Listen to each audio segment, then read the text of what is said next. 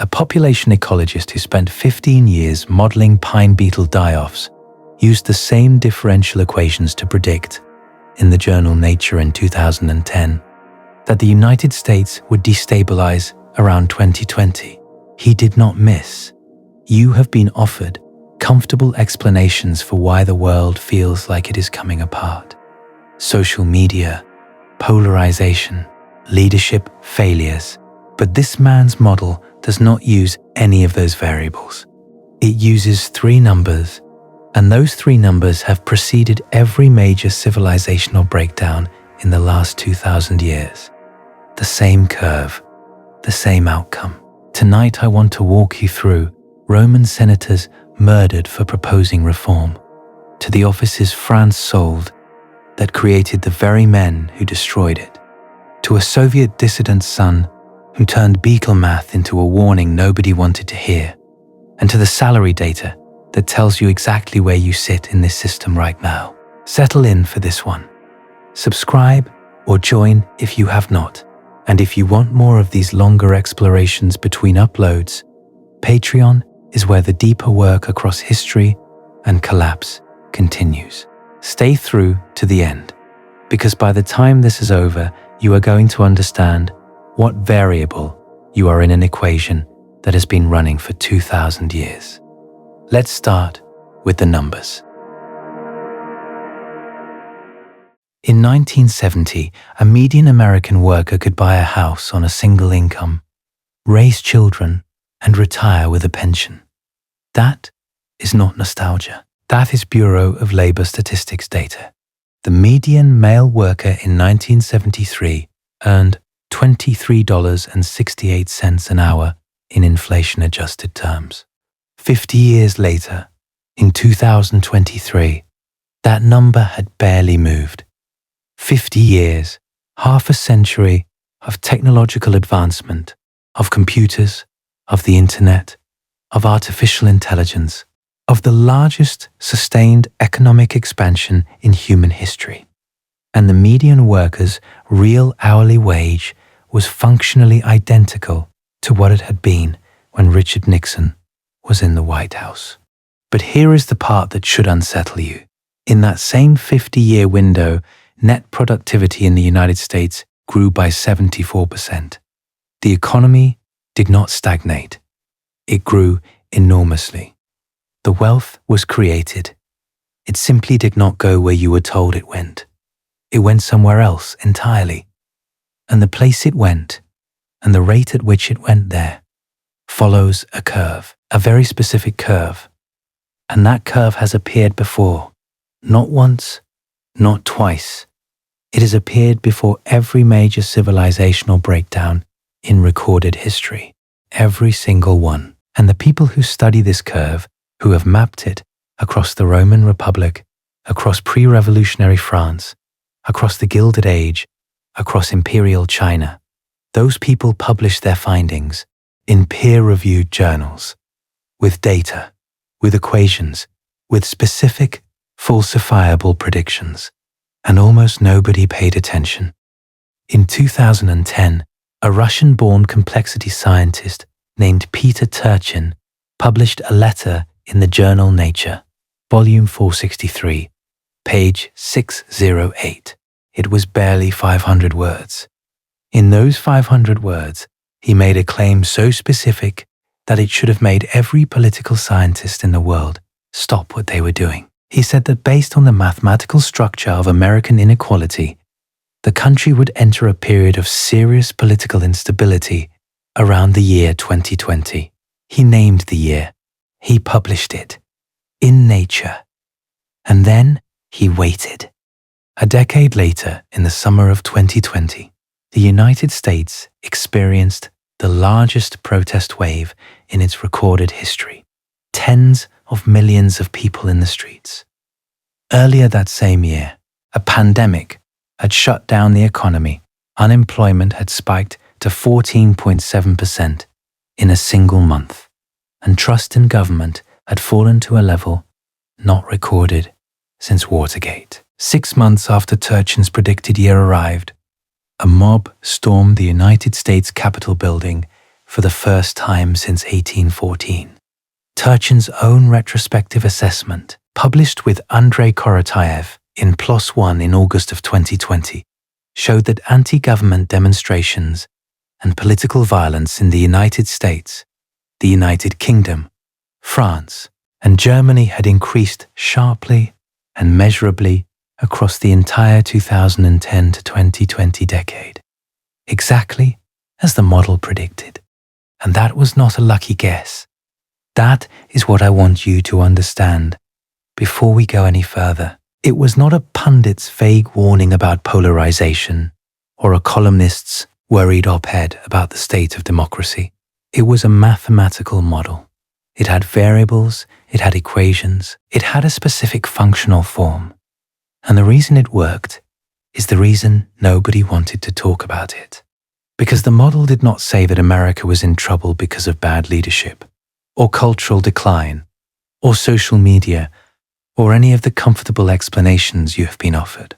The model said that America was following the same structural curve that preceded the fall of the Roman Republic, the same curve that preceded the French Revolution, the same curve that preceded every major period of political violence in the last 2,000 years of Western history. And the variable that drives that curve is not culture. It is not values.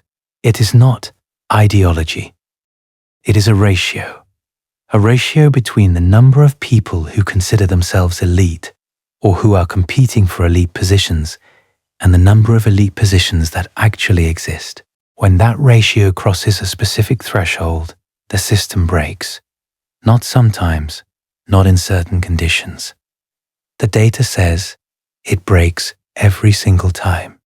And the United States crossed that threshold sometime in the mid-2010s. That is not my interpretation. That is what the math says. And the math has been sitting in published, peer-reviewed papers for over a decade. The question that should disturb you is not whether the model is right. The question is why you have never heard of it. I spent an unreasonable amount of time with this material. I read Turchin's books. I read Ages of Discord cover to cover. I read End Times. I read Secular Cycles. I read Jack Goldstone's 1991 work on revolution that laid the theoretical foundation. I read Branko Milanovic on Kuznets waves. I read Walter Scheidel's Great Leveler, which arrives at the same destination from a completely different direction and reaches a conclusion so bleak, I genuinely wish he were wrong. And then I went back and read the original data on Rome, on France, on the Gilded Age, and I ran the numbers myself on modern America. What I found is that every comfortable story you have been told about why civilizations fail, every explanation that centers on moral decline, or corrupt leaders, or external invasion, is either incomplete or actively misleading. The data points somewhere else entirely, somewhere structural, somewhere mathematical, and somewhere that implicates every single person in this system, including you and including me, in a process that has been running on autopilot for 50 years. Here is how I am going to lay this out. I am going to show you the curve across 4 civilizations, separated by centuries and continents. Then I am going to show you the model that explains why the curve recurs.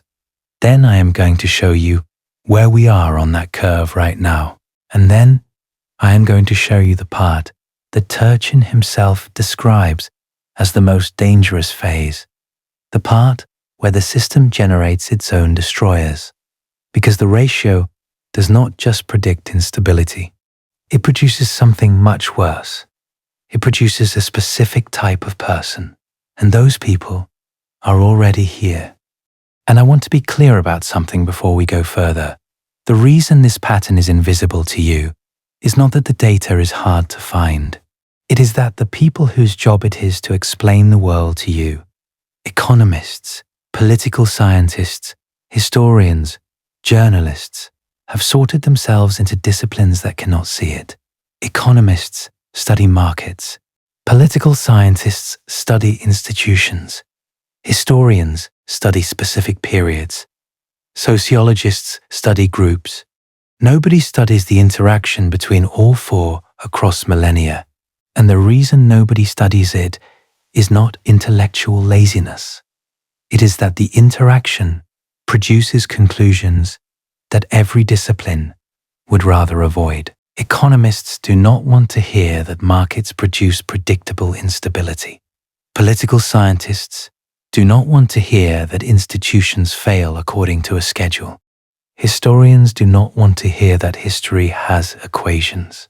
And none of them want to hear that the pattern implies something about the present, that their professional positions, their university appointments, their grant committees would punish them for saying out loud. Turchin crossed all four disciplinary boundaries simultaneously. And every discipline pushed back, not because his data was wrong, but because his data was structurally threatening. A population ecologist telling historians that beetles and empires follow the same math. The institutional response was predictable. First it was impossible. Then when someone did it, it was trivial. The one thing it could never be was important. Think about that for a moment. A man built a mathematical model. The model made a specific, dated, falsifiable prediction. The prediction came true, and the academic response was to question his disciplinary credentials rather than engage with his results. That is not science. That is institutional self-defense. And it is exactly the kind of behavior Turchin's own model predicts, because the model says that institutions protect the status quo even when the status quo is producing the conditions for its own destruction, especially then. But before any of that, you need to see what happened in Rome. By the middle of the 2nd century BCE, the Roman Republic was the dominant power in the Mediterranean. Carthage was destroyed in 146 BCE. Greece was subjugated that same year. The wealth flowing into the Italian peninsula had no historical precedent. Gold and silver from the provinces, slaves in quantities that transformed agriculture, land in Africa, in Spain, in Greece. And that wealth was concentrating fast. The Roman system of land tenure, the Ager Publicus, the public land that was supposed to be available to Roman citizens, had been systematically absorbed by the senatorial class. Wealthy families had expanded their estates far beyond the legal limit of 500 jugera, roughly 312 acres. They used slave labor from the wars of conquest to work these estates, which meant they could undercut the small Roman farmer on price. The small farmers, many of them veterans, who had spent years fighting the very wars that enriched the senators, lost their land. They flooded into Rome with nothing. And here is the structural detail that matters. The Roman cursus honorum, the ladder of political offices that a Roman nobleman had to climb, had a fixed number of positions, 20 quaestors per year, 8 praetors, 2 consuls. That was it. The Lex Vilia Annalis of 180 BCE had set rigid age minimums for each office. Consul at 42 or 43, specifically to throttle the rate at which ambitious men could climb. Think about why that law existed. It existed because there were too many ambitious men. The senatorial class was growing. New wealth from the provinces was creating new families with the resources and ambition to pursue high office. But the offices themselves were not expanding. The bottleneck was hardening, and the men on the wrong side of it were getting desperate. In 133 BCE, a young tribune named Tiberius Gracchus proposed a land reform bill. Cap individual holdings at 500 jugera. Redistribute the excess to landless citizens. It was, by any reasonable standard, a moderate proposal. It had precedent in Roman law. It would have relieved the pressure building in the city, and the Senate killed him for it. Not metaphorically. A group of senators, led by Publius Cornelius Scipio Nasica, Tiberius's own cousin, grabbed legs of benches and clubs and beat a sitting tribune of the Roman people to death in the street. That had never happened before, not in over 3 centuries of the Republic. A tribune was sacrosanct. His person was legally inviolable. Killing him was not just murder. It was a violation of the constitutional order itself, and they did it anyway, because the alternative, redistributing concentrated wealth, was, to the men holding it, worse. His brother Gaius took up the same cause a decade later.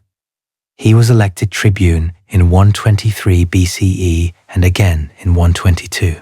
He proposed not just land reform, but grain subsidies, infrastructure programs, and the extension of citizenship to Italian allies. He was building a coalition of the excluded, and in 121 BCE, the Senate passed its first recorded Senatus Consultum Ultimum, the final decree, a constitutional improvisation that authorized the consuls to do whatever was necessary. 3,000 of Gaius's supporters were killed. Gaius himself was found dead, likely by his own hand, in a grove on the Aventine Hill. I want you to notice the sequence because it matters. A moderate reformer proposes redistribution. He is murdered by the class that benefits from concentration.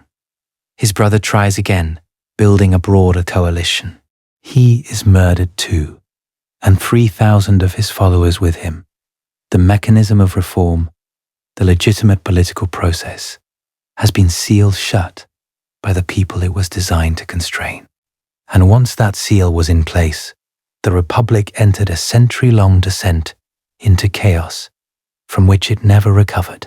Gaius Marius, a man from a non-senatorial family, forced his way to the consulship through military populism, eventually holding the office 7 times, a violation of every republican norm. Sulla marched an army on Rome in 88 BCE, the first time a Roman general had turned his legions against the city, and instituted proscriptions that killed thousands of his political enemies. Their property was confiscated and redistributed to Sulla's supporters. And notice what Sulla did next. He expanded the Senate from 300 to 600 members. He was trying to absorb the aspirant pressure by creating more seats. Turchin flags this as a textbook elite overproduction response. When there are too many people fighting for too few positions, expand the positions. It works temporarily. It does not address the pump that keeps creating new aspirants. Caesar took it further. He expanded the Senate to 900.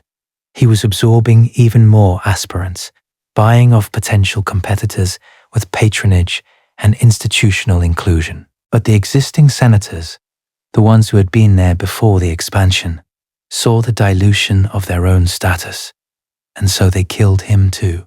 On the Ides of March, 44 BCE, the Republic spent another 13 years in civil war before Augustus finally resolved the contradiction by ending the Republic altogether. Not through reform, through replacement. That entire arc, from the Gracchi in 133 to Augustus in 27 BCE, is roughly a century. 1 century from the moment the ratio crossed its threshold to the final dissolution of the political order, and the mechanics are identical to what Turchin's model predicts. Rising inequality, a fixed number of elite positions, an expanding class of aspirants, the blocking of reform, the radicalization of counter-elites, escalating political violence, institutional breakdown, resolution by force. But the ratio itself was not a Roman invention. And that is what makes the pattern terrifying. Because when you turn to France, 600 years later, the same ratio is sitting there. Same shape, Same mechanics, same outcome. And the speed makes sense when you look at the specific numbers. France's state finances in 1788 were catastrophic. The national debt had crossed 60% of GDP. Half of government revenue was going to service interest payments. The Assembly of Notables, convened in 1787 by Finance Minister Calonne, refused to approve new taxes. The first and second estates, the clergy and nobility, refused to bear the burden. The third estate, 97% of the population, was already overtaxed. The system was mathematically insolvent, and the people with the power to fix it had a material interest in not fixing it. SFD, in Turchin's equation, was maximal. And the elite overproduction was acute. Not just the tens of thousands of venal office holders and their families, but the professional bourgeoisie more broadly. By the 1780s, France was producing more lawyers, physicians, journalists, and intellectuals than the economy or the state could absorb into positions of corresponding status. These were educated men, often deeply read in Enlightenment philosophy, who had been trained to think critically about institutions, who possessed the rhetorical and organizational skills of leadership, and who had no avenue through which to exercise those skills. They were bottlenecked, and the Ségur Ordinance of 1781, by slamming the gate on their military ambitions, converted their frustration from passive to active. There is a detail about the Estates General of 1789 that I want to highlight because it illustrates the counter-elite dynamic with crystalline precision. When the three estates met at Versailles, the third estate included not a single peasant, not one. Its 600 deputies were lawyers, merchants, minor officials, and professionals. These were men of education and property. They were not the oppressed. They were the nearly elite. They had the qualifications for power without the access to it. And when they declared themselves the National Assembly on June 17, 1789, they were not rising from below. They were forcing entry from the threshold. That distinction matters because it is the distinction the model makes. Revolutions are not bottom-up, they are middle-out. The mass, the peasantry, the urban poor, they provide the force. But the direction, the ideology, the organizational structure, the institutional targets, those come from frustrated elites, from people smart enough and ambitious enough and connected enough to lead, who have been denied the opportunity. The Gilded Age adds a third data point that closes the pattern into something approaching proof. I gave you the wealth numbers already. 51% of wealth held by the top 1%, 86% by the top 12%, a tenfold increase in millionaires. But the labor side of the ratio is just as important, and the numbers there are staggering.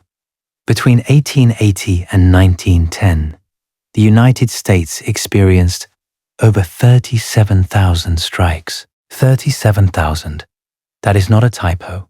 In 1904 alone, there were 4,233. The violence was not sporadic, it was structural. It was built into the system. Employers hired Pinkertons. Pinkertons fired on workers. Workers dynamited mine shafts. Governors called in the National Guard. The Guard fired on strikers. The cycle repeated. Year after year, decade after decade. And the political aspirant pressure was building simultaneously. Between 1870 and 1910, the number of Americans with college degrees roughly quadrupled. But the political system was dominated by a machine structure that distributed patronage based on loyalty, not credentials. The spoils system, which had been operating since Andrew Jackson, allocated government positions to party supporters regardless of qualification. Ambitious, educated men who believed they deserved positions on merit were blocked by a system that distributed them on the basis of connections. James Garfield's assassin, Charles Guiteau, believed the spoils system owed him a diplomatic post. When he did not receive it, he shot the president. That is elite overproduction, expressing itself as political violence. The progressive movement was, in Turchin's reading, the reform response to Gilded Age elite overproduction. Teddy Roosevelt, himself a member of the elite class, channeled counter-elite energy into institutional reform. Trust-busting, civil service reform, conservation, the income tax. These were structural interventions aimed at reversing the wealth pump and relieving aspirant pressure. They partially worked, but they did not fully reverse the pump. That required the Great Depression and the New Deal. And here is the timeline that matters. The Gilded Age wealth pump began operating in earnest around 1870 to 1880. Peak political violence occurred around 1890 to 1910. The progressive era reforms began around 1901. The full pump reversal came with the New Deal in 1933. From pump initiation to crisis, roughly 20 to 30 years. From crisis to resolution, another 30 to 40. The total cycle, roughly 60 to 70 years. The modern American wealth pump began operating around 1973 to 1980. Using the Gilded Age timeline as a template, the crisis phase would begin around 2000 to 2010. And indeed, Turchin's sub-indicators began crossing their thresholds in exactly that window. The political violence peak would be expected around 2020 to 2030, and a resolution, if one comes, would not arrive until roughly 2040 to 2050. If one comes, because the Gilded Age resolution required something that may no longer be available. It required a labor movement, a genuine, massive, organized labor movement. At its peak in the 1950s, private sector union membership was approximately 35% of the workforce. By 2023, it was 6%. 6%. The institutional vehicle that delivered the New Deal, that made the elite class frightened enough to consent to reform, has been dismantled, deliberately, through legislation like Taft-Hartley, through right-to-work laws, through the deliberate relocation of manufacturing to non-union regions and eventually to non-union countries. The pump did not just restart, it dismantled the mechanism that stopped it last time. And that is the part of the model that I find hardest to sit with. Because if Scheidel is right that inequality has only ever been compressed by catastrophic violence, and if the peaceful mechanism that worked last time, organized labor forcing elite restraint, has been structurally weakened to the point of irrelevance, then the model's remaining pathway is not reform. It is the other one. I want to be precise about the modern numbers now, because the comparison across civilizations is where this stops being a theory and starts being a pattern so regular it resembles a law. By 1788, France had a problem that was structurally identical to Rome's, dressed in completely different clothes. The second estate, the nobility, constituted between 1 and 1.5% of the population. Estimates vary. Sieyès put the number at roughly 110,000 people. Other historians count higher, up to 400,000, depending on how you define the boundaries. They owned approximately 25% of the land. They were exempt from most direct taxation, including the tail, the primary direct tax, and they had privileges, from hunting rights to honorific precedences to tax exemptions that set them apart as a legally distinct class. But here is the structural detail that drove the system toward breakdown. The French crown, desperately short of revenue, had been selling noble status for centuries, venal offices, bureaucratic and judicial positions that came bundled with hereditary nobility were available for purchase. By the late 18th century, the crown had sold roughly 70,000 of these offices, worth a total estimated at 900 million livres. Over 10,000 bourgeois families had bought their way into the aristocracy over the preceding generations. The noblesse de robe, named for the judicial robes of their offices, were flooding into a class whose privileges depended on scarcity. And the old nobility reacted in a way that Turchin's model predicts with mathematical precision. In 1781, the Ségur Ordinance restricted senior military commissions, the most prestigious positions available to the nobility, to families that could prove 4 unbroken generations of noble status. 4 generations. That was a gate designed specifically to exclude the newly ennobled. The old sword nobility, the noblesse d'épée, was slamming the door on the new robe nobility. And the new nobility, the families who had paid fortunes for their status, who had the education and the ambition and the social position of the elite, but were now locked out of its highest rewards. Those people did not quietly accept the gate. They became the revolution. Robespierre was a provincial lawyer from Arras. He was not a starving peasant. He was not a member of the urban poor. He was a man with professional credentials, with education, with ambition, who was locked out of the highest positions by the system of birth privilege that the Ségur Ordinance represented. Danton was a provincial lawyer. Camille Desmoulins was a provincial lawyer. These men were elite aspirants in Turchin's exact terminology. They had the qualifications for power, but not the access to it. And when they attached themselves to the genuine grievances of the peasantry, the 80% of the population whose real wages had been falling since the 1730s, they created the most explosive political movement in European history. The revolution was not a peasant uprising. That is the sanitized version. It was a counter-elite uprising using peasant discontent as fuel. The Declaration of the Rights of Man was drafted by lawyers. The National Assembly was dominated by the professional bourgeoisie. The Jacobin Club was a debating society of educated men. The revolution's leadership came from precisely the class that Turchin's model identifies as the most dangerous. People with the skills, the education, the organizational capacity, and the social ambition of the elite, combined with the exclusion and resentment of the outsider. And the economics underneath were following the same curve. Morrison and Snyder's reconstruction puts France's income Gini in 1788 at approximately 0.55 to 0.59. The top decile claimed 60 to 65% of national income. Wealth, Gini estimates, for the period run as high as 0.80 to 0.85. The Assembly of Notables in 1788 refused to consent to tax reform.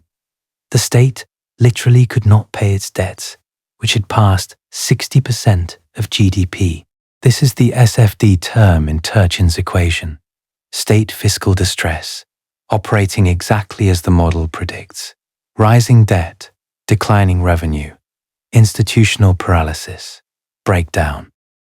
The Gini coefficient for the Roman Empire at its peak, Scheidel and Friesen, 2009, Journal of Roman Studies, is estimated at 0.42 to 0.44. Pre-revolutionary France, Morrison and Snyder, 1788, approximately 0.55 to 0.59. The modern United States, OECD 2022 data, disposable income, Gini, approximately 0.48. Pre-tax income, Gini, approximately 0.51. Look at those numbers. The United States today sits between the Roman Empire and pre-revolutionary France on the Gini scale. And the trajectory is what matters. In every historical case, the Gini was not static, it was rising. and it was rising at an accelerating rate. Roman inequality accelerated after the Punic Wars.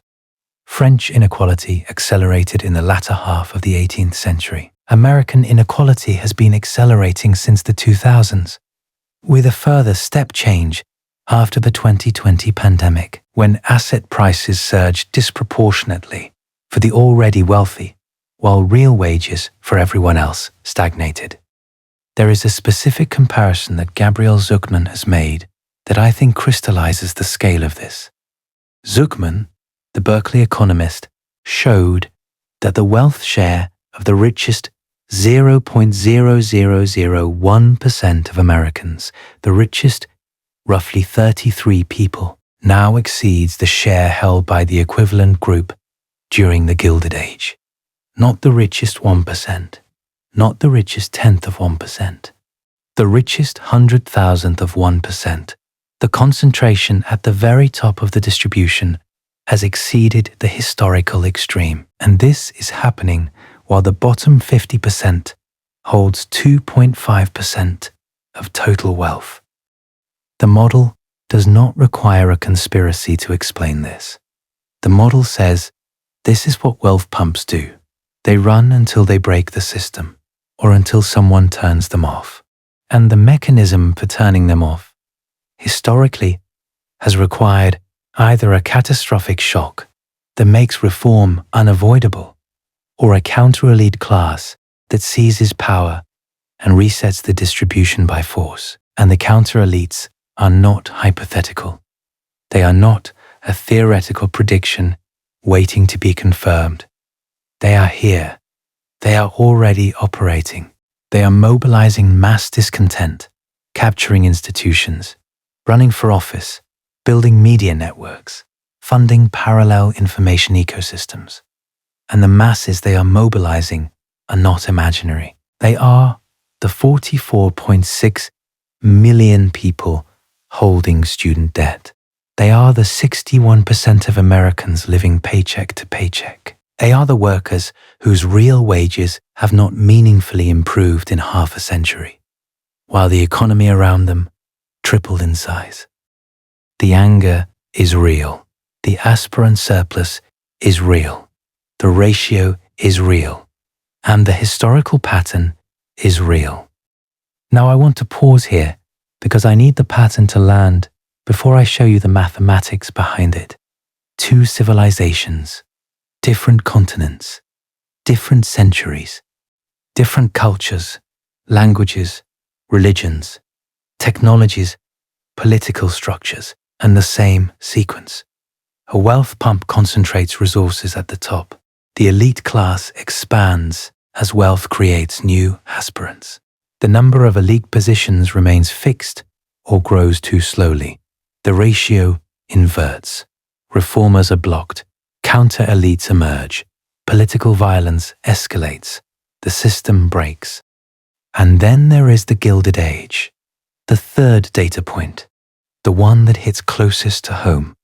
Between 1870 and 1910, the United States went through a period of inequality that until recently had no parallel in its history.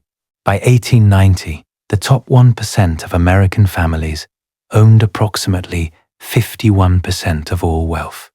The top 12% owned 86%. The bottom 44% owned 1.2%. Of 12 million families, 11 million earned less than $1,200 a year.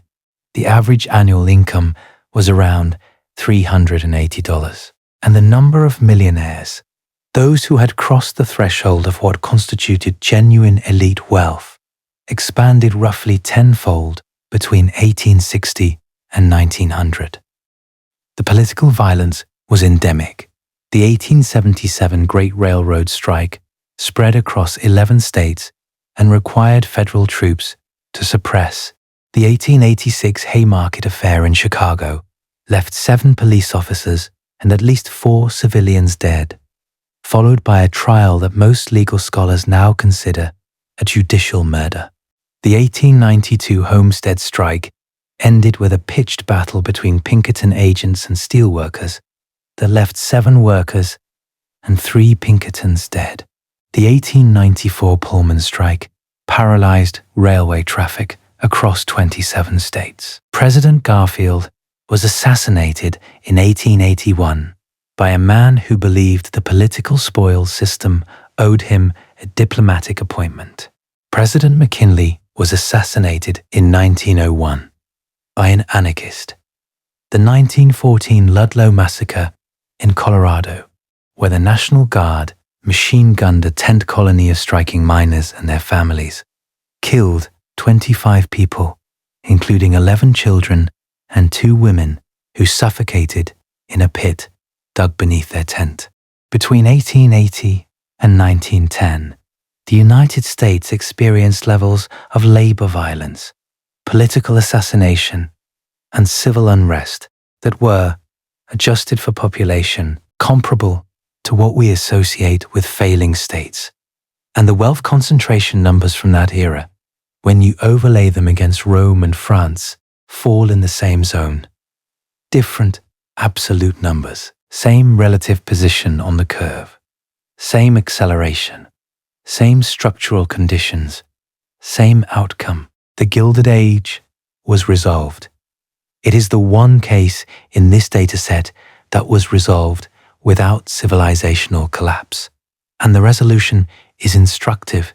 It required the Progressive Era, decades of reform activism that produced the Sherman Antitrust Act, the Clayton Act, the establishment of the Federal Trade Commission, the Federal Reserve, the income tax via the 16th Amendment in 1913. And then it required the Great Depression, the worst economic catastrophe in American history. 25% unemployment, bank failures, breadlines. And it required the New Deal, public works, Social Security, the Wagner Act, which guaranteed the right to collective bargaining, top marginal tax rates that eventually reached 91% under Eisenhower. That was the reversal of the wealth pump, and it worked. From roughly 1933 to 1973, the American economy grew enormously, and the gains were broadly shared. Real wages rose.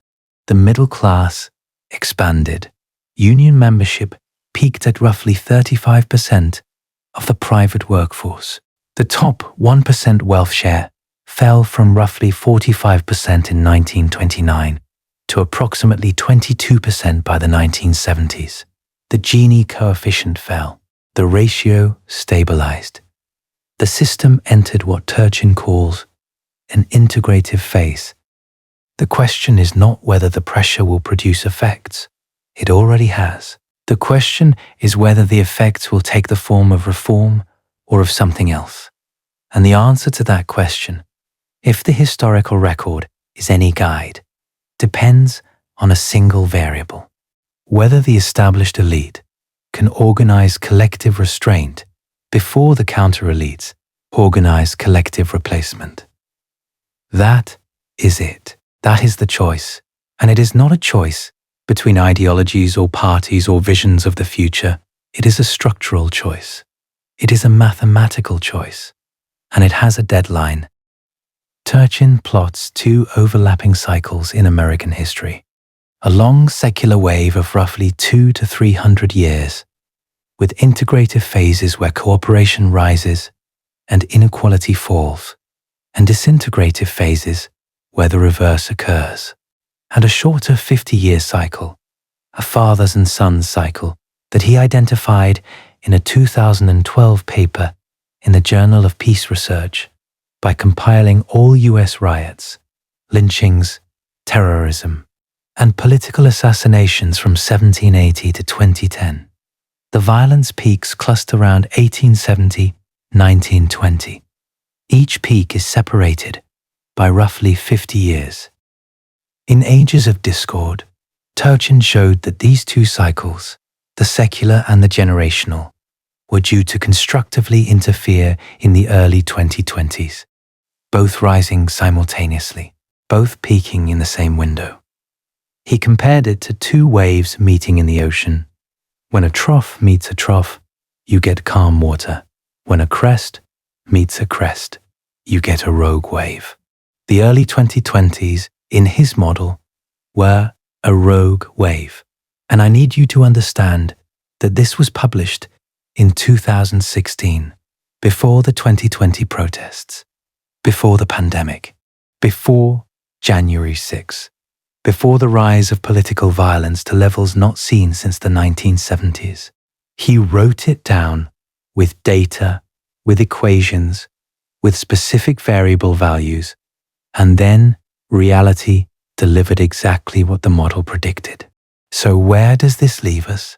I have been sitting with this material for a long time, and I still do not have a comfortable answer, because the model does not offer comfort. It offers options, 2 options.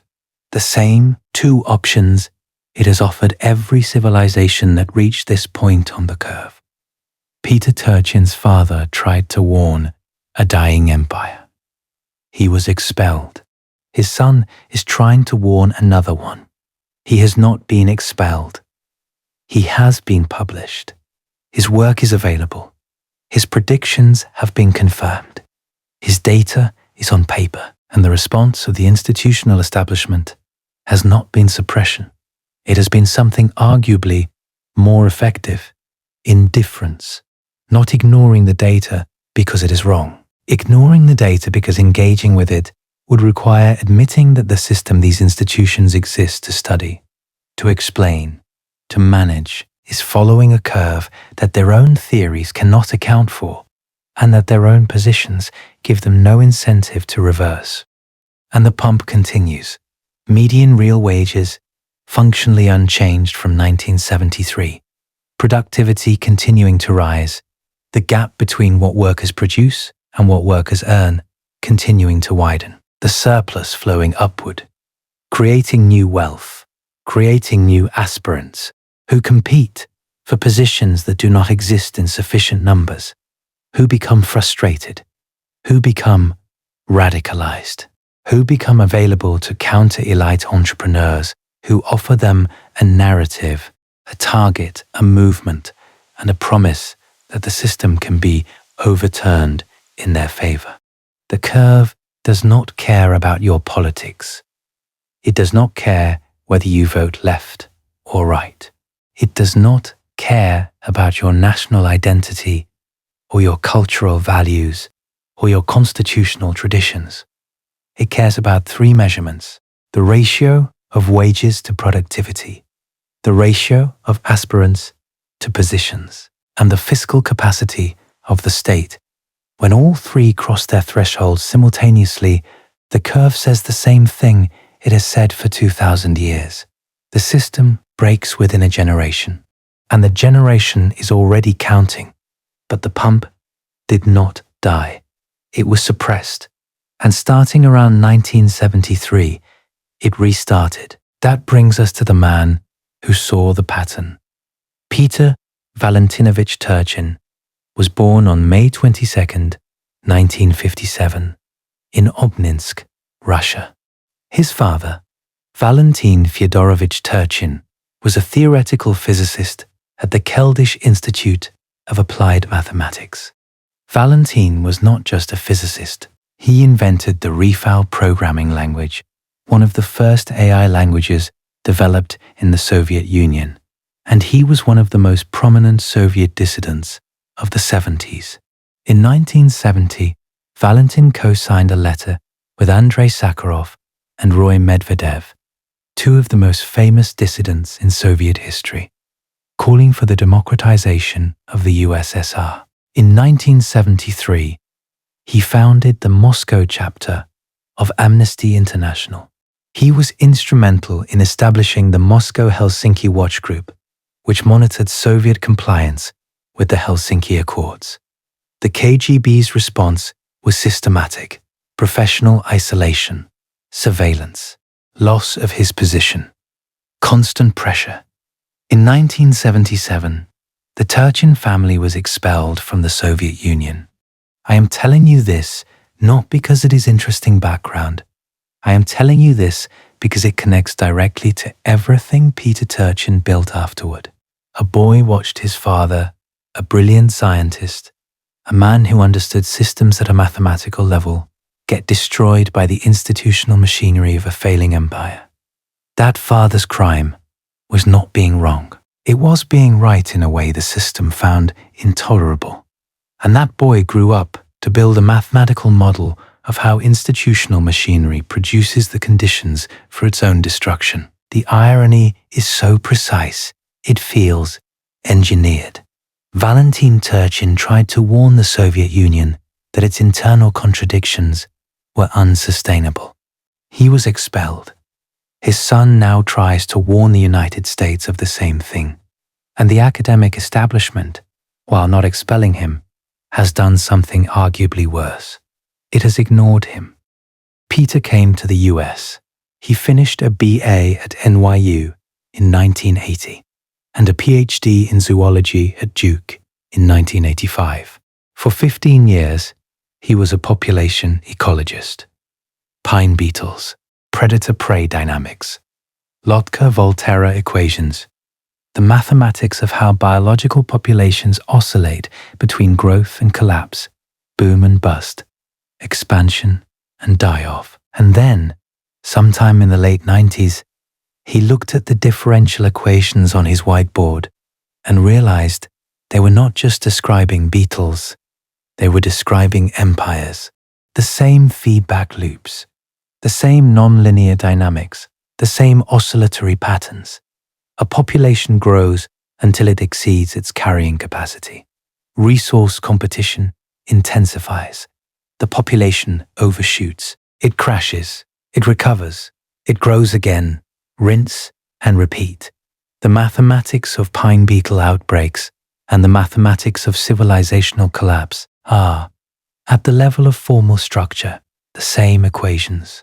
He published Historical Dynamics through Princeton University Press in 2003. He coined the term Scheidynamics from Clio, the Greek muse of history, combined with dynamics, the science of historical dynamics, history as a quantitative discipline, history with equations. The academic response was not hostile so much as dismissive. Mainstream historians treated it as scientism applied to a domain where contingency, individual agency, and cultural specificity made mathematical modeling inappropriate. The prevailing view, expressed by scholars in the tradition of Natalie Zeman Davis and articulated in a later Atlantic profile by Graham Wood that called Turchin the mad prophet of Connecticut, was that human societies are not beetle populations and cannot be reduced to differential equations. Turchin's response was characteristic. He did not argue methodology. He made predictions, he said, in effect, fine, if the model is wrong, it will make wrong predictions. Watch. And in 2010, in that 500-word letter to Nature, he bet his intellectual reputation on a specific, dated, falsifiable claim. The United States would enter a period of growing political instability around 2020. The model behind that prediction, structural demographic theory, has a formal mathematical structure that I want to walk you through because the precision is part of the point. The political stress index, which Turchin designates with the Greek letter psi, is the product of three terms: mass mobilization potential times elite mobilization potential times state fiscal distress. Mass mobilization potential depends on three subvariables. The inverse of the relative wage, meaning that as workers' wages fall relative to GDP per capita, mass mobilization potential rises. Urbanization, because concentrated populations are easier to mobilize. And the youth bulge, the proportion of the population between 20 and 29, because young men are disproportionately likely to participate in political violence. State fiscal distress depends on two subvariables: the ratio of national debt to GDP, and the inverse of public trust in government, drawn from Pew Research polling data that goes back to 1958. In 1964, 77% of Americans said they trusted the government to do the right thing most of the time. By 2023, that number was 16%. That is not a gradual decline. Plotted on a graph, it is a cliff. But the most important term, the engine of the entire model, is elite mobilization potential. And this is where the ratio lives. Elite mobilization potential depends on the inverse of relative elite income, meaning that as the average elite member's income falls relative to the overall economy, competition intensifies. It depends on the elite share of the population, the variable Turchin calls E, and it depends on the inverse of government positions per capita, the supply of elite slots. And here is the critical piece. The variable E, the elite share, is not fixed. Turchin closes the model with a differential equation that says the rate of change of E depends on the gap between actual worker wages and the threshold wage below which surplus flows into the elite class. When worker wages fall below that threshold, the money that should be going to labor flows upward. That upward flow creates new wealth. That new wealth creates new elite aspirants. The elite class expands, but the positions available to them do not expand at the same rate. The ratio inverts. Competition intensifies. Counter-elites emerge. That is the wealth pump, mathematically formalized. It is not a metaphor. It is a differential equation with measurable inputs and testable outputs. And every input, for the past 50 years, has been moving in the direction the model says produces breakdown.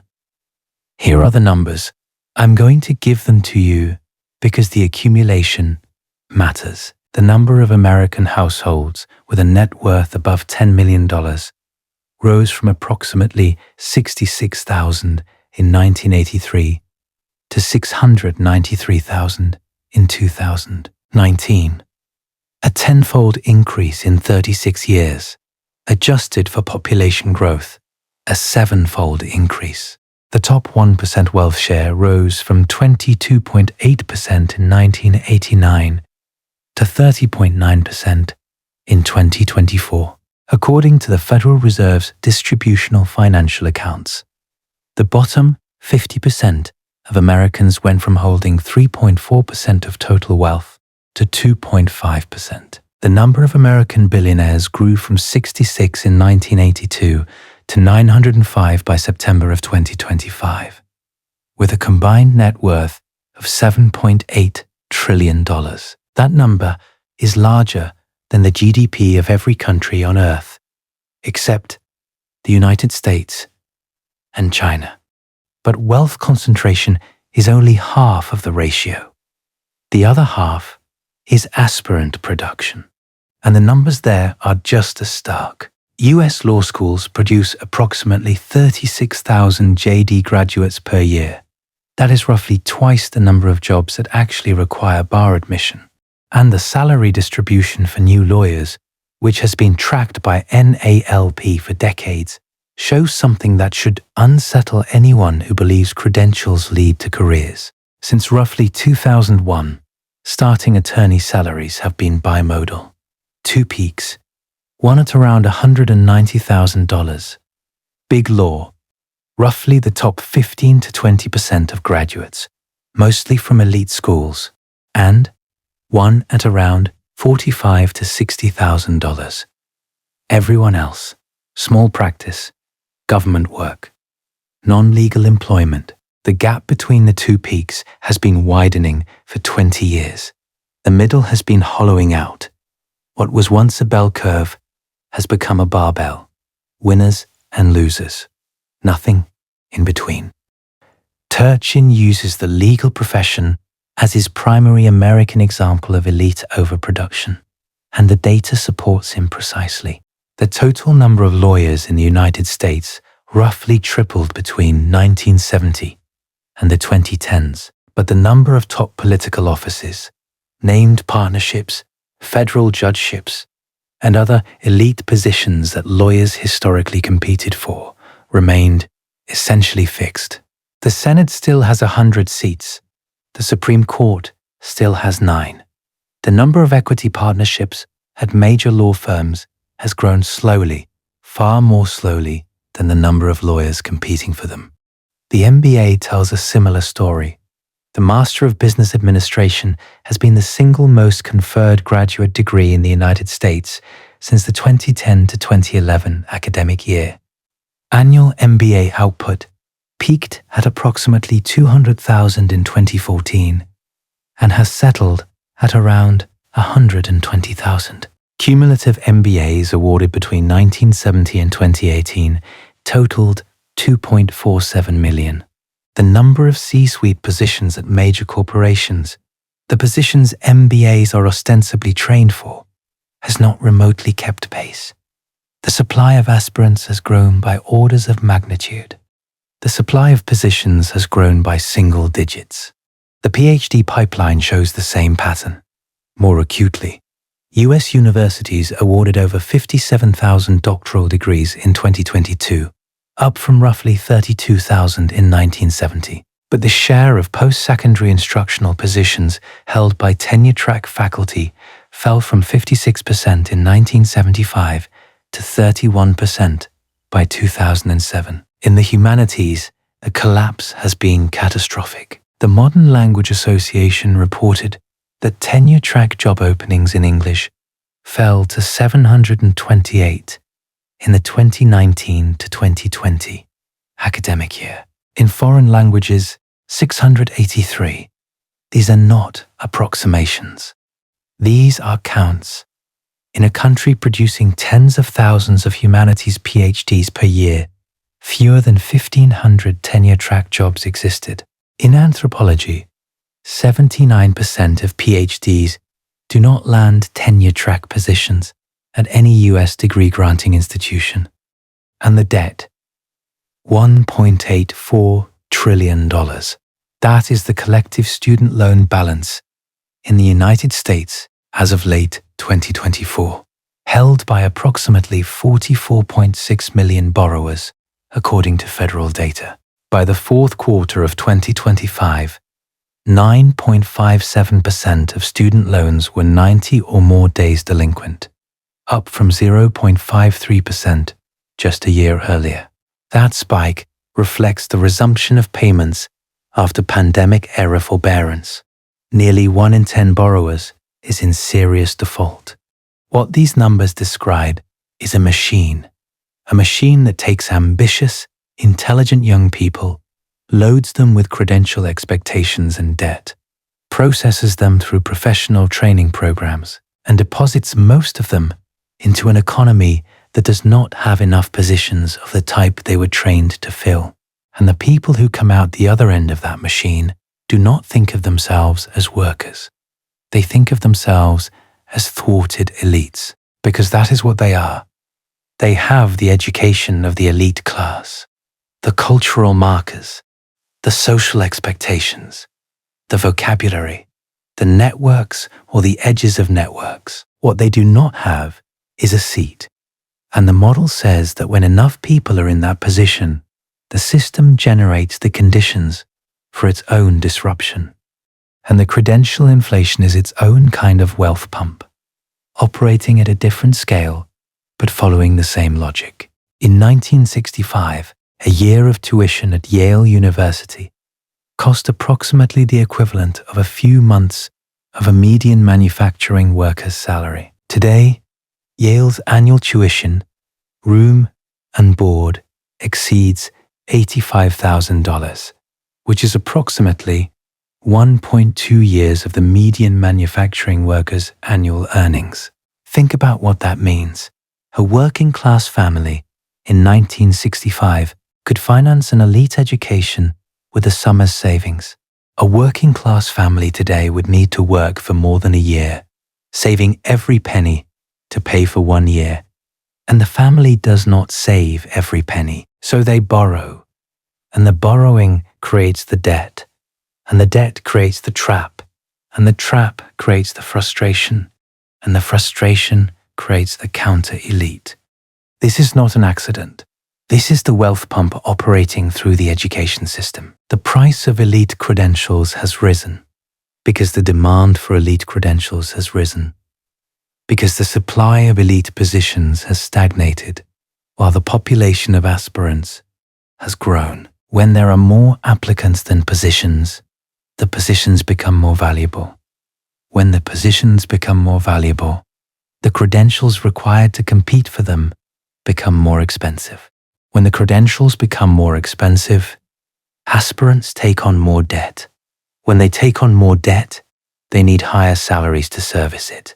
When the salaries are not available because the positions do not exist in sufficient numbers, the debt becomes a burden rather than an investment, and the burden creates resentment, and the resentment becomes available to anyone who offers an explanation and a target. I want to give you one more set of numbers because I think they make the abstract concrete. In 1970, the ratio of a Fortune 500 CEO's compensation to the median worker's salary was approximately 20-1. A CEO earned 20 times what a typical employee earned. By 2001, that ratio had reached 366-1. By some estimates, in recent years, it has exceeded 400-1. That is not a gradual shift in market pricing for executive talent. That is the dissolution of a social norm. There was a period from roughly 1940 to 1980 when American elites practiced what Turchin calls elite restraint. They accepted high marginal tax rates, sometimes exceeding 90%. They accepted unions. They accepted regulations. They accepted a social contract in which the gains from growth were broadly shared. That restraint was not natural. It was imposed by the memory of the Depression, by the power of organized labor, by the Cold War competition with the Soviet Union, which required demonstrating that capitalism could deliver prosperity for everyone, not just the top. When those pressures lifted, the restraint evaporated. The Reagan Revolution, starting in 1981, cut top marginal tax rates from 70% to 28%. Union membership began its long decline. Financial deregulation created new vehicles for wealth concentration. The social contract was not broken by any single actor. It was abandoned, piece by piece, by an elite class that no longer faced the pressures that had made restraint rational. And here is the bitter irony that sits at the center of all of this.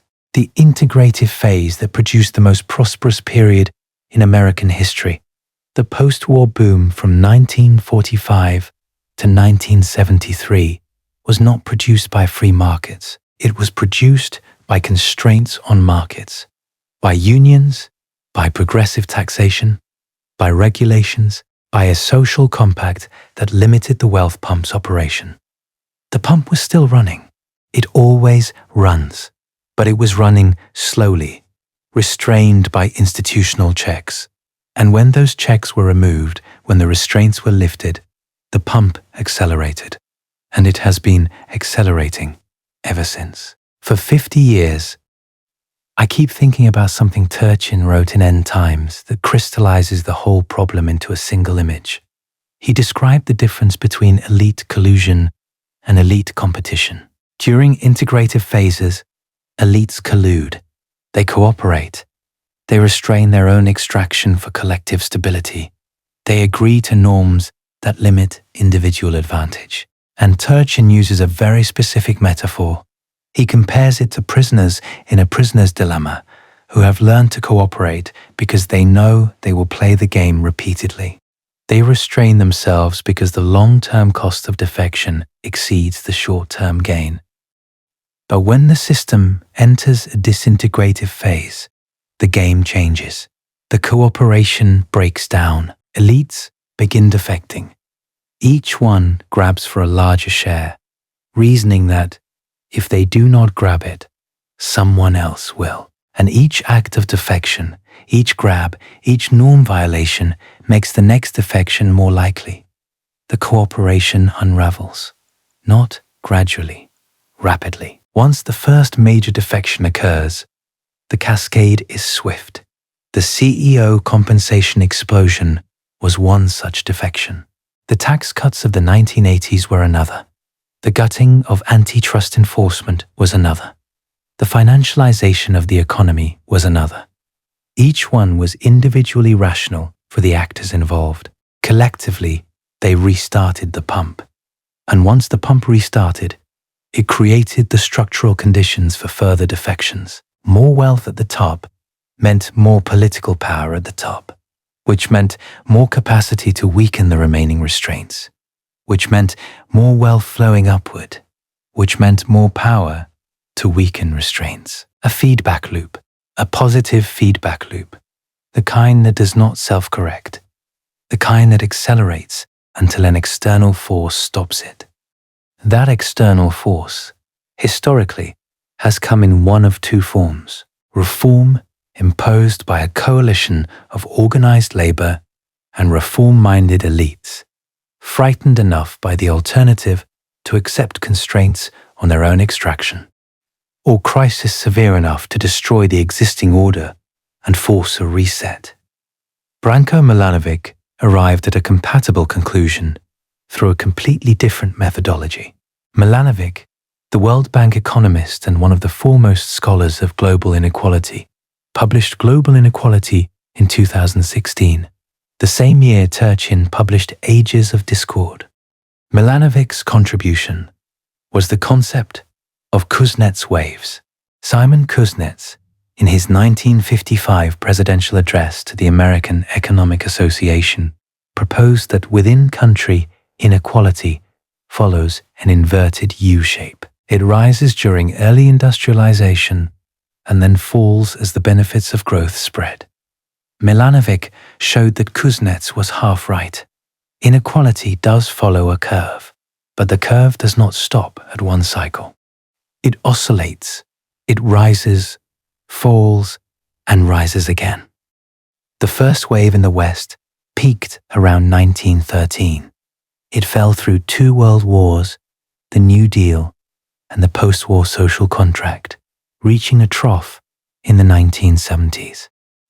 Then a second wave began, around 1980, and it is still climbing. Milanovic's famous elephant graph, which he constructed from household survey data covering 1988 to 2008, showed global income gains overwhelmingly favoring 2 groups: the rising Asian middle class, the elephant's back, and the global top 1%, the elephant's trunk, reaching upward. The Western middle class, the group that formed the stable democratic core of post-war societies, was the sagging midpoint of the elephant's spine, stagnant, flattened, left behind. Milanovic used historical income data to compute Gini estimates across centuries and civilizations. France, in 1788, 0.56. Spain, around 1790, 0.64. The Roman Empire at roughly 150 CE, 0.42 to 0.44, using Scheidel and Friesen's estimates. Byzantium around 1000 CE, 0.41.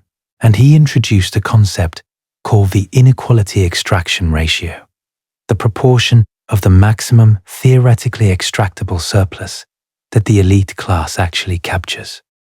This turns out to be a more useful cross-civilizational measure than the Gini alone, because it normalizes for differences in average income, and across civilizations, the extraction ratio at crisis points clusters in a remarkably narrow band. Then there is Walter Scheidel, and Scheidel's conclusion is the one I keep losing sleep over. Scheidel is a Stanford classicist and historian who published The Great Leveler in 2017.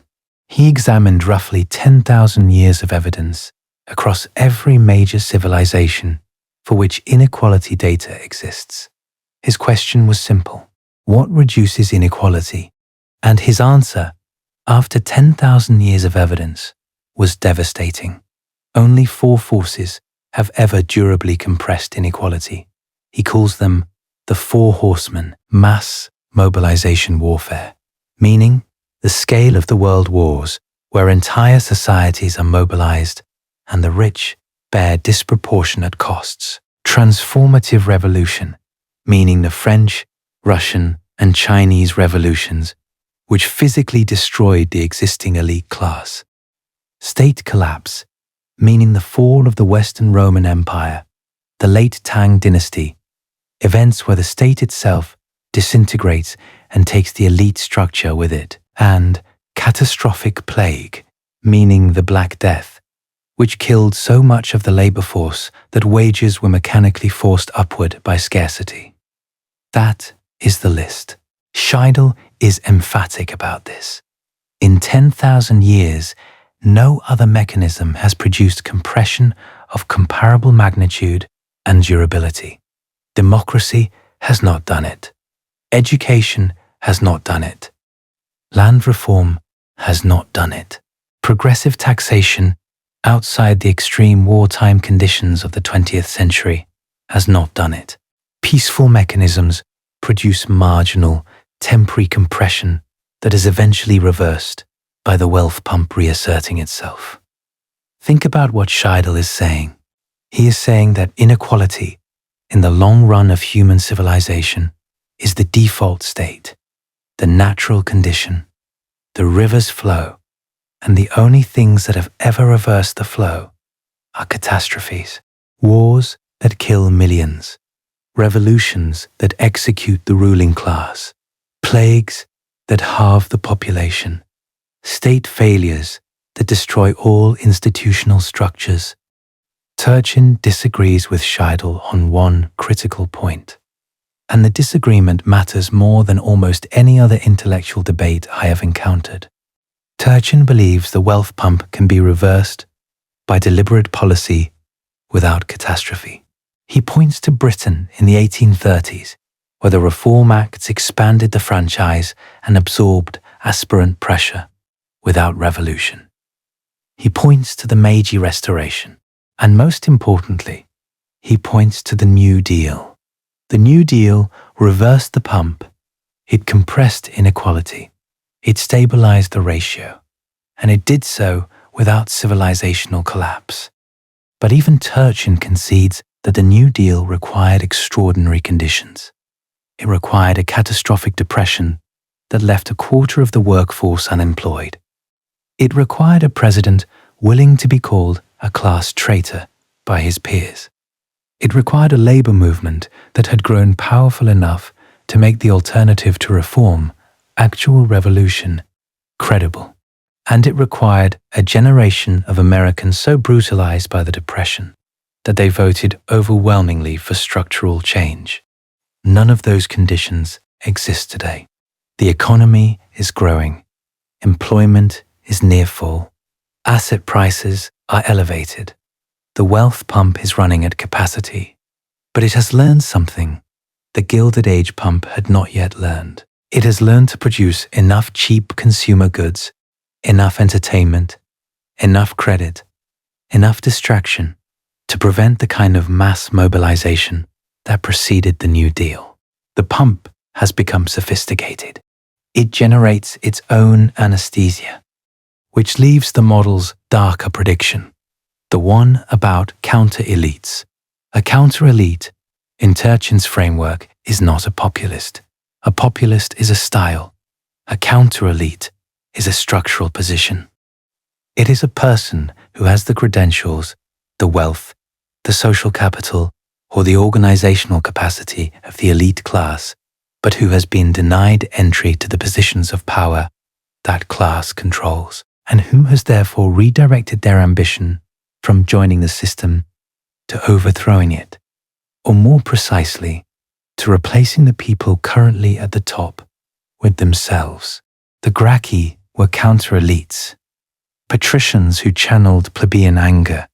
Robespierre was a counter-elite, a lawyer who channeled sans-culotte rage.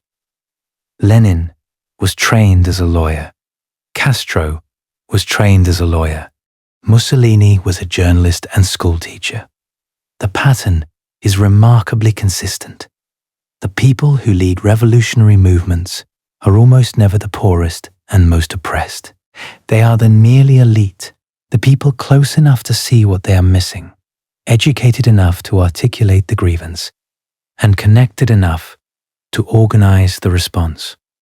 And the model says the United States is currently producing these people at an unprecedented rate. Every year, tens of thousands of law graduates, MBA graduates, PhD graduates, and other credentialed aspirants enter a system that does not have positions for them.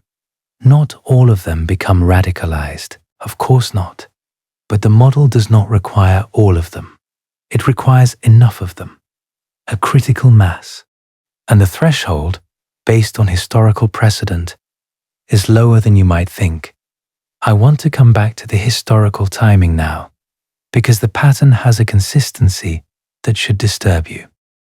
In Rome, the Gracchi in 133 and 121 BCE came roughly one generation after the elite aspirant ratio crossed its threshold. The full breakdown, from the Gracchi to Augustus, took roughly a century, with the most intense violence clustered in the last 30 years.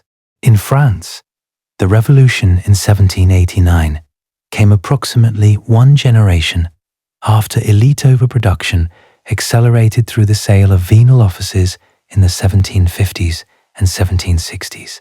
The entire arc, from the calling of the Estates General to the Napoleonic settlement, was roughly 25 years. In the Gilded Age, peak political violence in the 1890s came roughly one generation after the post-Civil War wealth pump began operating in the 1870s. The resolution through the Progressive Era and the New Deal took roughly 40 years. In each case, the breakdown followed the threshold crossing by approximately 20 to 40 years. One generation. The modern American wealth pump began operating around 1973 to 1980. If you measure from 1980, one generation is 20 to 40 years. That puts the window between 2000 and 2020. We are already in it. If you measure from the point where elite overproduction metrics clearly crossed threshold levels, the mid-2010s, the window extends to roughly 2035 to 2055. The model does not predict a specific event. It predicts a phase, a period of elevated probability for serious political disruption. And the indicators that would tell you the phase is ending, the indicators that would tell you the pump has been reversed, are not showing any improvement. Real wages are not rising significantly relative to productivity. The top 1% wealth share is not declining. The number of credentialed aspirants is not decreasing. Public trust is not recovering. Debt to GDP is not stabilizing. The critics deserve a fair hearing. Yasha Mounk argued in Persuasion that Turchin equivocates on who counts as an elite, using decamillionaires for one argument and JD holders for another. That is a real methodological concern. Jeff Schollenberger, in Compact, argued that the Civil War was about slavery, not intra-elite competition, and that reducing it to structural demographic mechanics misses the moral dimension. That is a philosophically serious objection. The pseudonymous economic historian, Pseudo-Erasmus, argued that the bimodal lawyer salary distribution has explanations in market structure that do not require Turchin's framework. These are legitimate criticisms. I take them seriously. But here is what the critics have collectively failed to do. They have not produced an alternative model that makes specific, quantitative, falsifiable predictions about the timing and form of political instability.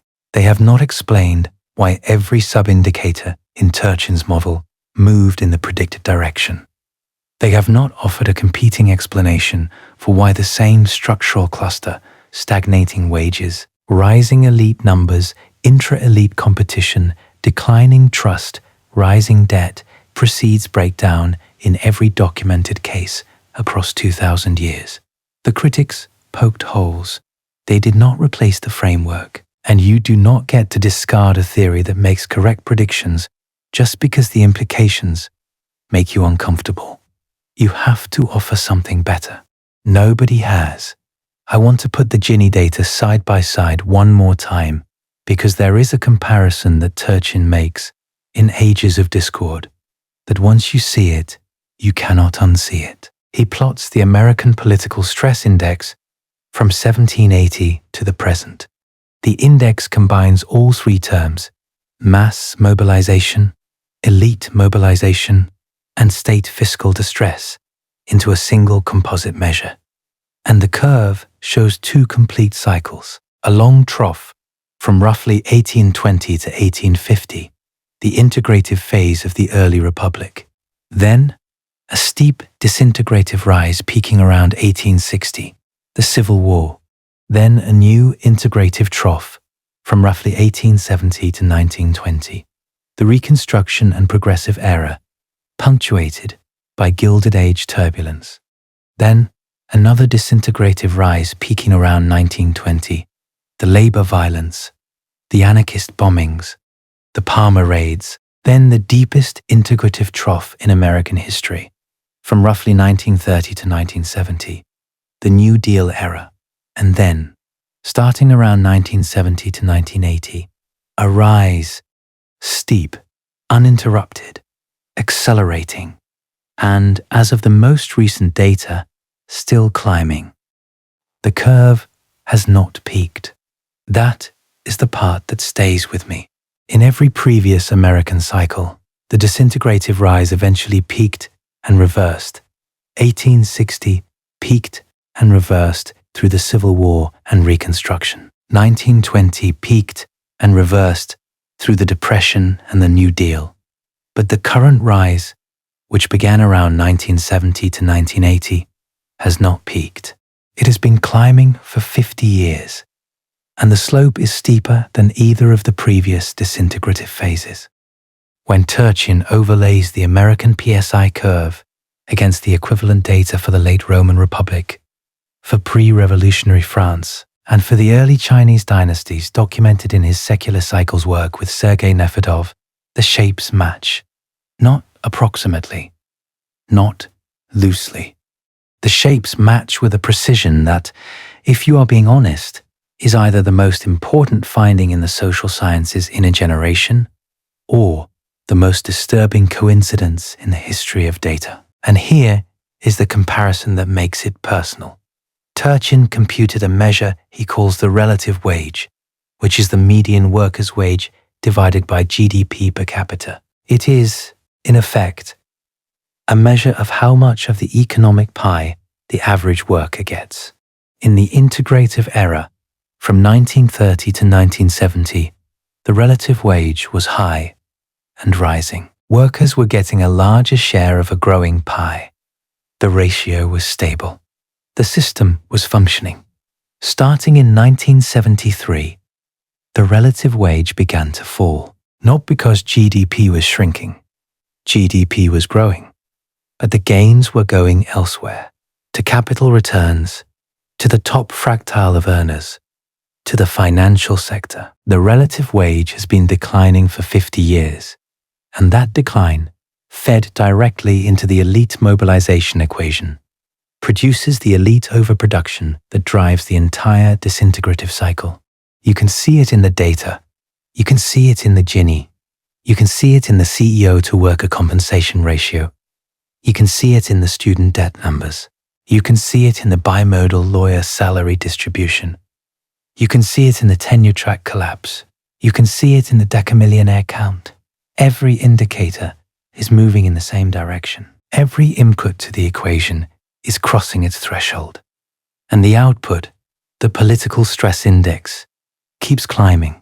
Turchin does not predict a specific event. He is clear about this, and the distinction matters. He does not say there will be a revolution. He does not say there will be a civil war. He does not say the United States will fall. He says the structural conditions that precede those outcomes are present, measurable, and deteriorating. He says the historical pattern shows a window of elevated risk. And he says the window, based on every precedent in his database, closes within a generation. The response to this warning has itself been a data point for the model. Academic indifference, media coverage that treats Turchin as a curiosity rather than as a diagnostician, political commentary that debates symptoms while ignoring the structure, and an elite class that has responded to rising instability, not by reversing the pump, but by investing in private security, gated communities, offshore accounts, and political influence operations designed to maintain the existing distribution. That is precisely the behavior the model predicts. An elite under structural pressure does not reform voluntarily. It defends. It fortifies its position. It captures the regulatory apparatus. It funds the political movements that protect its interests. It does these things not out of malice, but out of the same instinct that drives any organism to protect its resources. And every act of defense, every capture, every fortification makes the eventual reckoning more severe, because every year the pump runs, the surplus accumulates at the top, the aspirant pool grows at the bottom, and the gap between them widens into a space that can only be bridged by extraordinary political will or by force. Thomas Piketty reached a compatible conclusion through yet another route. His 2013 book, Capital in the 21st Century, argued that when the rate of return on capital, R, exceeds the rate of economic growth, G, wealth concentrates automatically, not through anyone's decision, not through policy failure, through the mathematics of compound returns. And Piketty showed that R has exceeded G for most of recorded history, with the exception of the period from roughly 1914 to 1970, when 2 world wars, the Depression, and the resulting policy interventions temporarily compressed the gap. That period, the anomalous period, the period when R did not exceed G, is the same period Turchin identifies as the integrative trough, the period of the New Deal, the period when the pump was off. 3 scholars, 3 different disciplines, 3 different methodologies. Turchin with structural demographic theory, Milanovic with Kuznets waves, Piketty with R greater than G, and Scheidel, arriving at the same destination with the bleakest conclusion of all, that the only forces powerful enough to reverse the pattern are catastrophes. 4 independent lines of evidence, 4 convergent conclusions, published, peer-reviewed, available to anyone with a library card or an internet connection. And the pump is still running. And here is the part that makes this personal, because it is easy sitting here to treat this as abstraction, as theory, as a pattern that applies to civilizations, but not to you. But the model does not work that way. The model does not describe civilizations as abstract entities. It describes the behavior of individuals inside those civilizations. It describes the choices they make, the pressures they face, and the structural constraints that limit those choices. And when you understand that, the model stops being a history lesson and starts being a description of your own life. If you have a degree and student debt, if you work in a field where the number of credentialed applicants vastly exceeds the number of desirable positions, if you have ever looked at the gap between what you were told your education would provide and what it actually provided, and felt a specific, wordless frustration that you could not quite articulate, if you have ever felt that the rules of the game changed between the time you started playing and the time you arrived at the board, then you are a data point in Turchin's model. You are a value in the variable E, the elite aspirant share. And the frustration you feel is not a personal failure. It is a structural output. The model says that your frustration is not unique. It says that identical frustration has been felt by identical people in identical structural positions in every civilization that has followed this curve. By the younger sons of Roman senators who could not win consulships, by the newly ennobled French bourgeoisie who could not win military commissions, by the Gilded Age lawyers who could not win federal appointments, by the credentialed millennials who cannot win tenure-track positions or equity partnerships or houses in cities where the jobs are. The specific content of the frustration changes. The structure does not. And the model says something else about you. It says you are being watched, not by a conspiracy, by a market, the political market, the market for discontent, because frustrated elite aspirants are the most valuable raw material in politics. You are educated enough to articulate grievances. You are networked enough to organize. You are angry enough to act, and you are desperate enough to follow anyone who offers you a narrative that explains your frustration and a target that deserves your anger. That is what counter-elites do. They harvest frustrated aspirants. They channel the anger. They provide the narrative, and they ride the wave to power. The specific narrative does not matter. It can be left or right. It can be nationalist or internationalist. It can be religious or secular. What matters is that it transforms structural frustration into political energy and directs that energy toward institutional displacement. The narrative is the vehicle. The aspirant frustration is the fuel, and the counter-elite is the driver. And if you are sitting there thinking, I am not that person, I am not frustrated, I am not angry, I am doing fine, then I would ask you to look around, because the model does not require everyone to be frustrated. It requires enough people to be frustrated. A critical mass, and the threshold for that critical mass, based on the historical precedent, is far lower than you would guess. Rome fell into a century of civil war when the number of frustrated senatorial aspirants numbered in the hundreds. France exploded when the frustrated professional bourgeoisie numbered in the tens of thousands. The model does not require a majority. It requires an organized minority with elite capabilities and mass support. And the data says that minority exists today in greater numbers and with greater organizational capacity than at any previous point in American history. Because the credential production machine did not just create frustrated aspirants, it created frustrated aspirants with professional networks, with media literacy, with technological fluency, with organizational skills taught to them by the very institutions that failed to provide them with positions. It created the most educated, most capable, most connected generation of potential counter-elites in history. And it saddled them with $1.84 trillion in debt that they cannot discharge in bankruptcy. And that reminds them every single month of the gap between what they were promised and what they received. The pump built them. The pump trained them. The pump indebted them. And now the pump has to deal with them. That is the deepest irony of the model. The wealth pump does not just concentrate wealth and create instability. It manufactures the exact type of person who is most capable of channeling that instability into systemic disruption.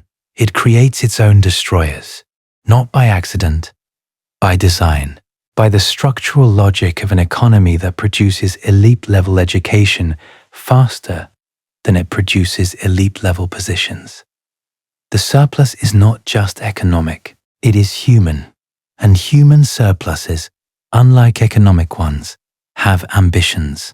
And so I arrive at the implication that sits at the bottom of all of this, the one the model points to, but that nobody with a professional reputation wants to say out loud. Every civilization that followed this curve resolved it in one of two ways: structural reform that reversed the wealth pump, or violent breakdown followed by a new order. There is no documented case in any civilization where the ratio crossed the threshold, the pump continued operating, and the society simply muddled through. Not once, in 10,000 years. The reform pathway exists. It is real. It has been done at least once in the United States. But it required conditions so extreme that calling them reform almost misses the point. It required breadlines. It required bank failures. It required unemployment so severe that the alternative to reform was revolution. It required a political class so frightened that it was willing to tax its own members at 91% marginal rates. And the people who currently sit at the top of the wealth distribution, the people who would need to consent to, or at least fail to prevent a modern version of the New Deal, are the same people who benefit most from the pump's continued operation. Every year the pump runs, they get richer. Every year they get richer. They become more capable of blocking reform. The system does not produce its own correction. It produces its own defense. Peter Turchin's father watched a system consume itself from the inside. He watched the Soviet Union suppress the people who diagnosed its structural failures and promote the people who denied them. He watched the contradictions accumulate. He watched the system defend itself against the truth until the weight of the contradictions exceeded the system's capacity to bear them. And then he watched it collapse. The organized labor coalition no longer exists at scale. The reform-minded elite, the Roosevelts, the people willing to be called traitors to their class, have not appeared in sufficient numbers. And the counter-elites, the frustrated aspirants, are not waiting for reform. They are building replacement. And here is the detail that I think is most underappreciated in all of this. The counter-elites do not announce themselves as counter-elites. They announce themselves as populists, as reformers, as outsiders, as voices of the people. But their structural position is not that of the people. Their structural position is that of the nearly elite. They have wealth, they have education, they have media access, they have organizational capacity. What they lack is institutional position, and their goal, whether they articulate it this way or not, is not to dismantle the pyramid. It is to replace the people at the top of it. Turchin makes this distinction explicit. A reform movement says the pump is broken. Let us fix it.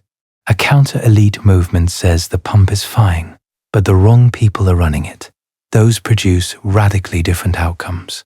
Reform reduces the pressure. Replacement redirects it. And if the replacement succeeds, the new elite typically operates the pump even more aggressively than the old one, because they have just fought for the privilege, and because they lack the institutional norms of restraint that accumulated over generations. The model does not tell you which counter-elite movement to worry about. It does not assign blame to the left or the right. It says that the structural conditions for counter-elite emergence exist across the political spectrum, and that the specific ideological content of the movement matters less than the structural function it serves. The function is always the same: channel mass discontent into a vehicle for elite replacement. And the reason this matters, the reason I am spending this much time on a structural model rather than on the political spectacle it describes, is that if you are watching the spectacle without understanding the structure, you will misdiagnose the problem. You will think the problem is polarization, or social media, or cable news, or specific leaders, or specific movements. And you will propose solutions aimed at the spectacle: civility campaigns, media literacy programs, bipartisan commissions. And those solutions will fail. They will fail because they are treating the fever and ignoring the infection. The infection is structural. It is in the ratio. It is in the pump. And until the pump is reversed, the fever will continue to rise regardless of how many aspirin you take. Turchin knows this. Milanovic knows this. Scheidel knows this. The data is published. The equations are written. The predictions have been confirmed. And the window, if the historical pattern holds, closes within a generation of the threshold crossing. That is not a metaphor. That is not rhetoric. That is the observed interval across multiple civilizations between the moment the ratio crosses its threshold and the moment the system resolves, one way or another. 20 to 40 years, and the pump has been running for 50. His son built equations.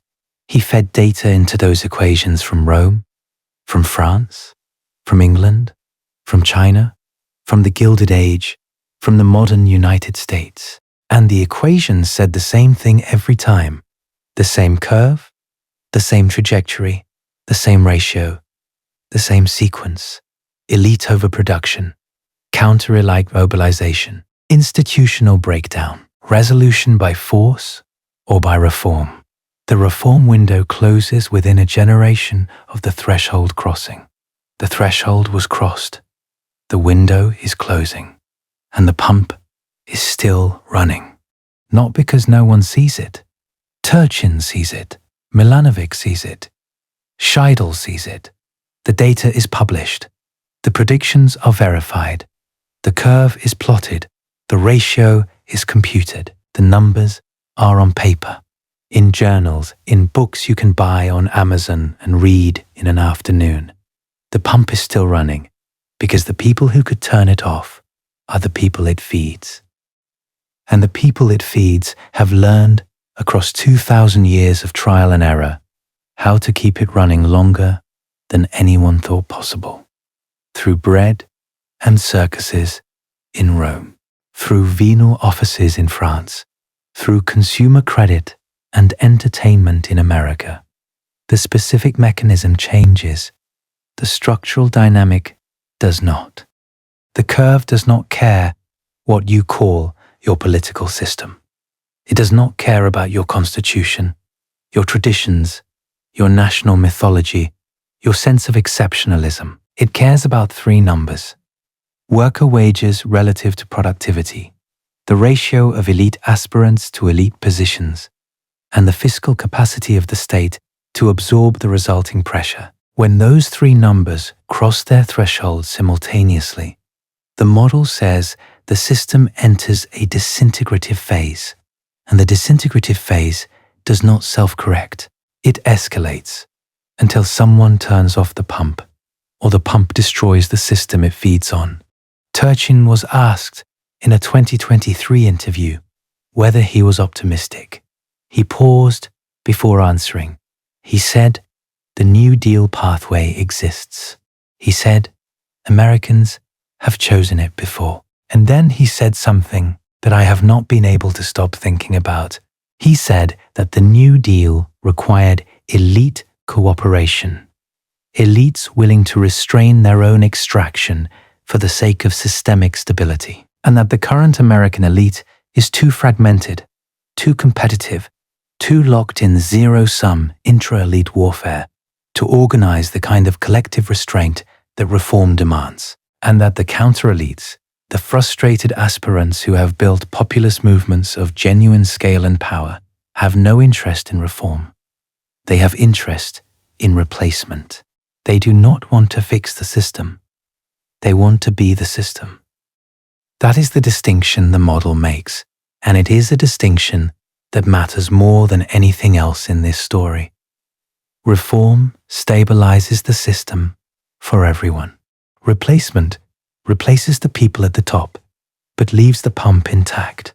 And if history is any guide, the new elites, once installed, will operate the pump even more aggressively than the ones they replaced, because they have just fought a war for the privilege. There is a detail about the timing that I have not fully addressed yet. and it is perhaps the most precise piece of evidence in Turchin's entire framework.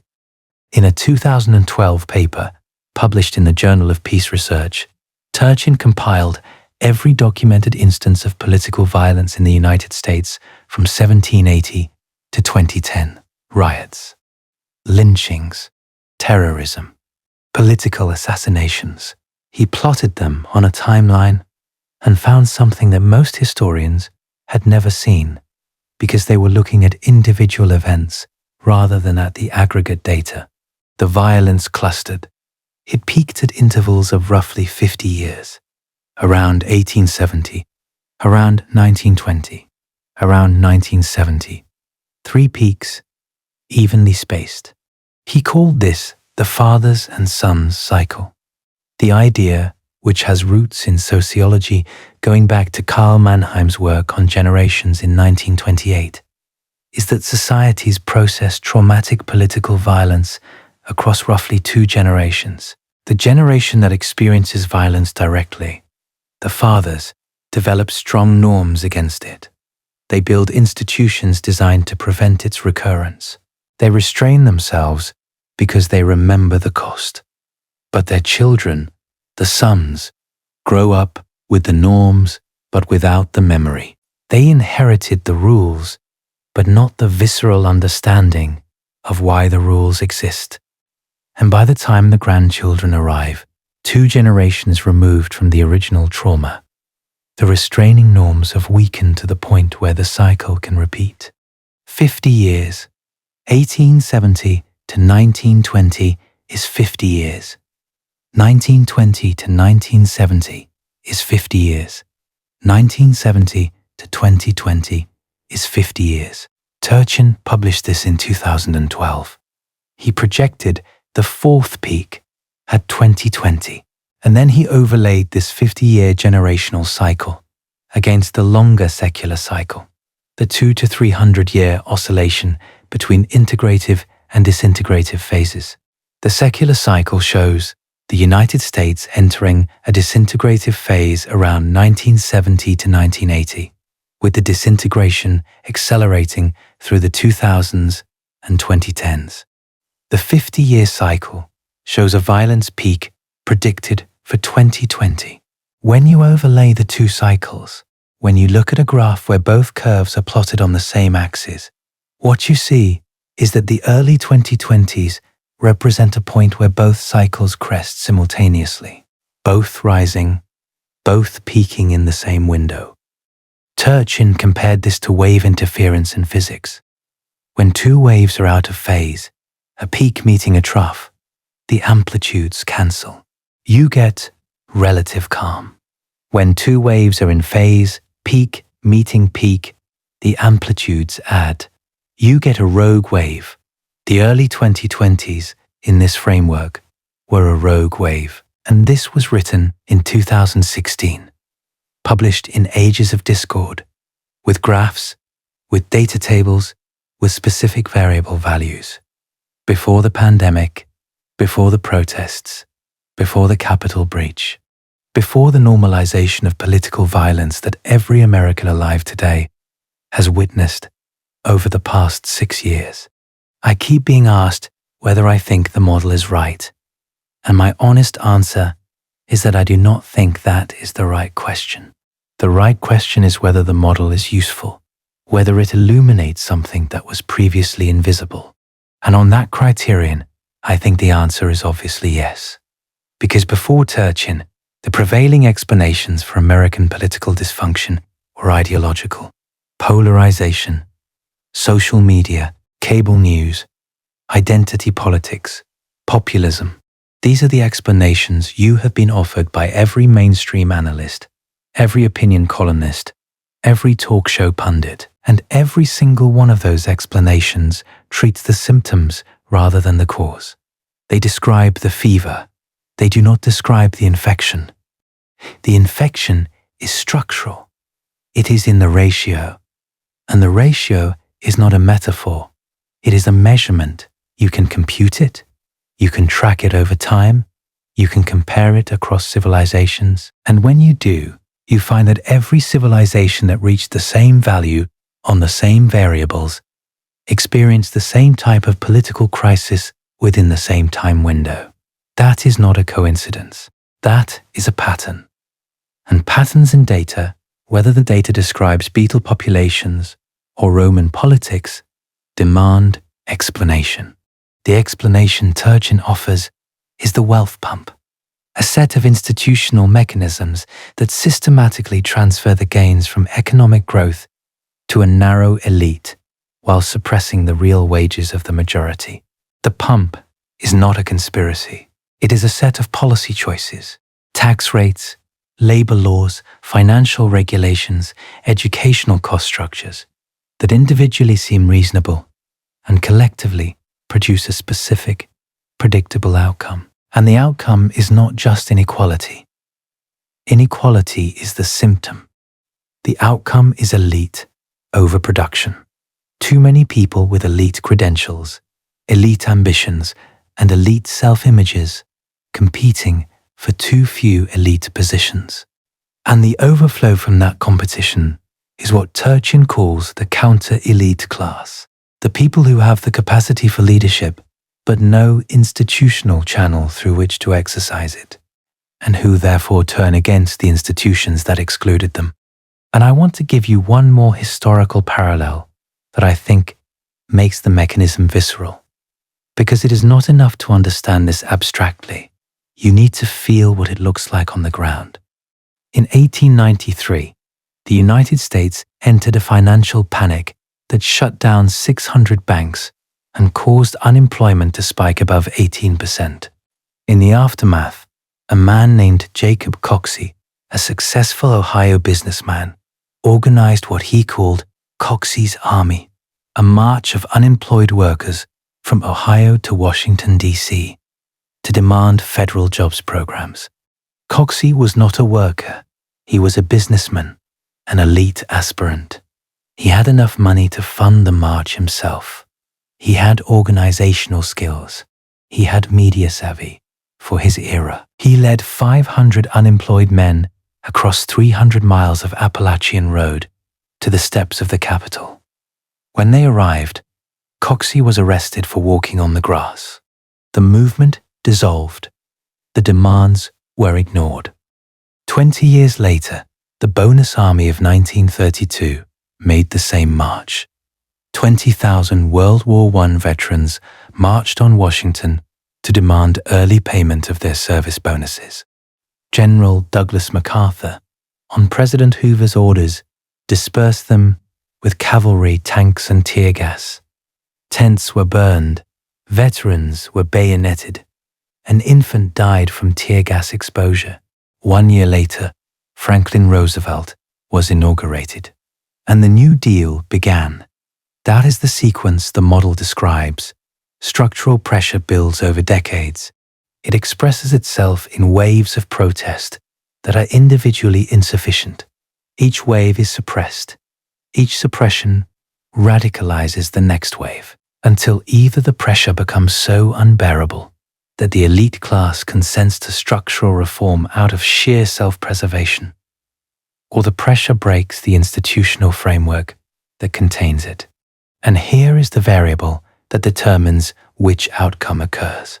It is not ideology, it is not leadership quality, it is not national character, it is labor organization. The New Deal happened because organized labor was powerful enough and militant enough to make the alternative to reform look worse than the reform itself. The elite class accepted the New Deal not because Roosevelt persuaded them. He did not persuade them. Many of them hated him. They called him a traitor to his class. He accepted the label. They accepted the reforms because the alternative was revolution, and they knew it. And the thing that made the alternative credible was not rhetoric, it was power. Union membership at its peak in the 1950s was approximately 35% of the private workforce. That is not a lobbying group. That is a force. Today, private sector union membership in the US is approximately 6%.